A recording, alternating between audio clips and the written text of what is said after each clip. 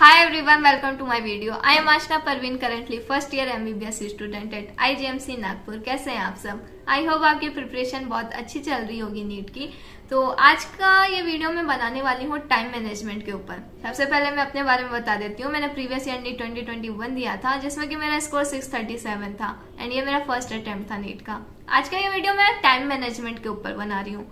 कई बच्चों के साथ ये प्रॉब्लम आ रही है, जैसे कि जो कोचिंग कर रहे हैं, नई कोचिंग कर रहे हैं, जो भी मतलब नीट की प्रिपरेशन कर रहे हैं, उन्हें टाइम मैनेजमेंट मतलब समझ में नहीं आता कि हम कैसे टाइम को मैनेज करें अपने, और कैसे स्टडीज और सबको बैलेंस करके रखें। स्टडी अगर हम कर रहे हैं, रिवीजन एंड देन सब कुछ कैसे बैलेंस करें, अपने कोचिंग को साथ में कैसे बैलेंस करें। तो मैं आज उन सब स्टूडेंट्स के बारे में डाउट क्लियर करती हूँ। तो सबसे पहले मेरी बात मैं बता देती हूँ कि मैं कैसे करती थी। तो मैंने कोचिंग किया था, तो कोचिंग की सुबह मॉर्निंग में मेरी क्लासेस रहती थी 7 to 1, तो मेरे 6 आवर्स के अप्रोक्स तो उधर ही चले जाते थे। एंड बफरिंग टाइम आप ले लीजिए, घर से आने जाने का 1 आवर, तो अप्रोक्सीमेटली 8 आवर्स से ज्यादा मुझे उधर लग जाते थे। एंड देन उसके बाद स्लीपिंग आवर्स फिक्स रहता था, जैसे कि 7 आवर्स के अराउंड मेरा था फिक्स्ड, तो अप्रोक्सीमेटली 15 आवर्स ये हो गए। इसके बाद क्या होता था, आप अगर थोड़ा बहुत निकाल रहे हैं, अगर खुद को टाइम में दे रही हूँ तो 2 आवर्स के अकॉर्डिंग मैं अपने आप को टाइम, तो सेल्फ स्टडी का टाइम मेरा 6 आवर्स के अप्रोक्स रहता था, जो कि मुझे डेली रिवीजन करना होता था, डेली का जो होमवर्क होता था एंड ऑल, एंड उसके बाद फिर रिवीजन थोड़ा।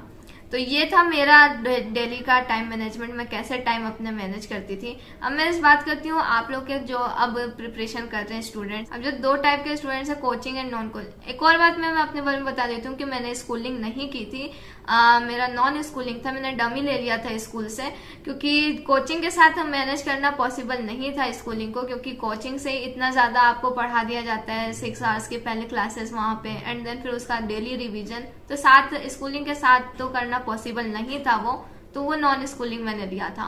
और आप लोगों में मैं सजेस्ट कर रही हूँ, जो भी अगर प्रिपरेशन कर रहे हैं, 11th में है या 12th में है, तो अगर आप कोचिंग कर रहे हैं तो कोचिंग के साथ में नॉन स्कूलिंग ले लीजिए, क्योंकि वो ज्यादा बेटर होगा। तो मैं बता दूं आपको कैसे मैनेज करना चाहिए कि आपके जो अगर कोचिंग की क्लासेस हैं, 6 आवर्स के अप्रोक्स आपकी कोचिंग की क्लासेस होंगी, मोस्टली सब कोचिंग में ऐसा ही होता है। अपने जो स्लीपिंग आवर्स है उसे फिक्स कर लीजिए। सबसे पहले 6 आवर्स, कुछ स्टूडेंट 6 आवर्स प्रीफर करते हैं, कुछ 7 आवर्स, मेरा 7 आवर्स था।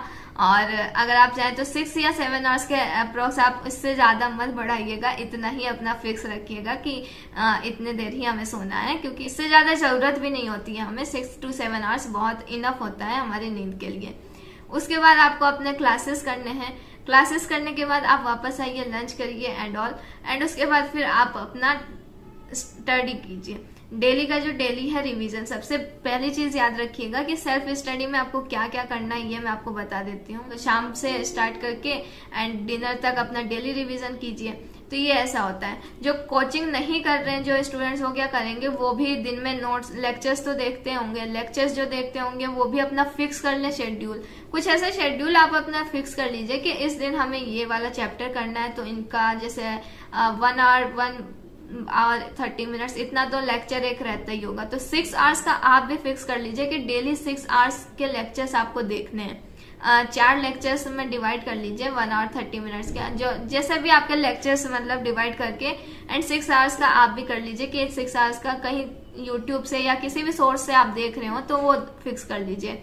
उसके बाद सेम जो मैंने आपको बताया कि लंच कीजिए, एंड देन उसके बाद आपको थोड़ा रेस्ट करना है, रेस्ट करिए, एंड देन उसके बाद फिर शाम को फिर से अपना सेल्फ स्टडी करिए। एक और चीज बहुत इंपॉर्टेंट, डेली आप अगर पढ़ रहे हैं, अगर अभी आपका स्टार्टिंग है तो स्टार्टिंग में तो इतना वो नहीं होता है, लेकिन जब कोर्स आगे बढ़ जाता है तो पीछे कई सारे चैप्टर्स जब हमारे हो जाते हैं, तो एक बात का ध्यान रखिएगा, जैसे आप अगर टेस्ट सीरीज दे रहे हैं तब तो आपका बैक पोर्शन आएगा ही। तो इस बात का ध्यान रखिएगा कि कई बच्चों को टेस्ट में दिक्कत क्यों आती है कि टेस्ट के टाइम पे सिलेबस कवर नहीं होता, क्यों? क्योंकि वो डेली रिवीजन नहीं करते हैं। डेली रिवीजन का मतलब कि डेली जो आपको पढ़ाया जा रहा है वो तो पढ़ना ही है, एंड देन उसके बाद आपको जो थोड़ा पार्ट, जैसे कि मैं हमेशा क्या करती थी कि डिनर से पहले तक मेरा रहता था कि मैं डेली का डेली कर लूं, जो डेली पढ़ाया जा रहा है उसे, एंड देन डिनर के बाद 1 आवर में रखती थी अपना कि मुझे बैक पोर्शन में से करना है, तो वो बैक पोर्शन में डेली करती थी। थोड़ा थोड़ा भी अगर आप करते हुए जाते हैं ना, जैसे 1 मंथ पे होता है, पहले तो इतना प्रेशर नहीं होता है टेस्ट सीरीज का, 1 मंथ पे आपका होता है, तो जब आप थोड़ा थोड़ा 1 मंथ में आराम से वो कवर हो जाता है, और ऐसे आप करेंगे तो आराम से आपका बैकलॉग भी नहीं होगा और सब कुछ कवर हो जाएगा। तो ये स्ट्रेटेजी होती है कि कैसे हमें अपने टाइम को मैनेज करना चाहिए। कई बच्चे की टेस्ट से पहले नहीं हो पाता है, तो वो इस स्ट्रेटेजी को आप अपनाइए कि थोड़ा थोड़ा रोज पढ़ने की कोशिश कीजिए, इतना टाइम अपना निकालिए कि आप इतना टाइम कर सकें। अब एक और बात कि डेली का डेली रिवाइज नहीं हो पाता है हमारा, 6 आवर्स में हमें और ज्यादा टाइम लग जाता है। ये भी इश्यू आते थे कई स्टूडेंट्स के साथ। तो उनको क्या करना है, थोड़ा सा आपको स्पीड अपनी बढ़ानी पड़ेगी, थोड़ा सा आपको वो होना पड़ेगा, क्योंकि 6 आवर्स में आप उसे कवर कर सकें इतना। कभी कभार हो जाता है कि टीचर्स ज्यादा पढ़ा देते हैं तो उस टाइम समझ में आता है, बट ट्राई कीजिए कि आप कर लें उसमें। और डेली वो जो बैक पोर्शन है उसको रिवाइज करने का बिल्कुल ध्यान रखिए, क्योंकि वो बहुत इंपॉर्टेंट पॉइंट है। क्योंकि जब आप डेली का डेली रिवाइज करते हैं ना, तो आप भूलते नहीं हैं उन सब चीजों को। ऐसा होता है कि थोड़ा थोड़ा कभी ना कभी तो वो रिवाइज होते रहेगा, तो कभी भूलेंगे नहीं। यही स्ट्रेटेजी मेरी थी पर्सनली, क्योंकि जब मैं 11th में गई तो स्टार्टिंग में ऐसे ही हुआ। फिर टेस्ट में जब आता था तो क्योंकि एकदम से एक साथ हम कर नहीं सकते, संडे को टेस्ट होता था, सैटरडे को ऑफ मिलता था। एक दिन में हम सैटरडे को पूरा लग के अगर पढ़ भी ले रहे हैं तो वो ऐसा मगिंग टाइप हो जाएगा बिल्कुल, कि हम एकदम लगे हुए हैं। और उसी में पता है क्या होता है, जब आप लास्ट टाइम पे बहुत ज्यादा करने की कोशिश करते हैं ना, तब आपकी सिली मिस्टेक्स होती हैं।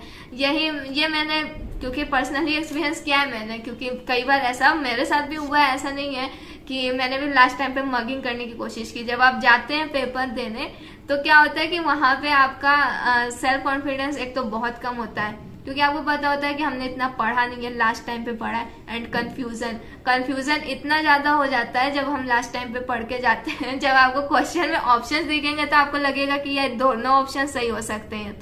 तो ये 2 चीजें होती हैं, क्योंकि अगर कुछ बच्चे रिलेट भी कर पा रहे होंगे इसे कि ऐसा ही होता है। उस चीज के लिए आप इस टिप को ध्यान रखिए कि डेली थोड़ा सा अपना 1 घंटा तो बिल्कुल निकालिए ही। एक कभी अगर हो सके आधा घंटा भी, लेकिन बिल्कुल फिक्स रखिए कि थोड़ा भी, कितना भी पढ़े लेकिन थोड़ा पढ़ना है मुझे पीछे का।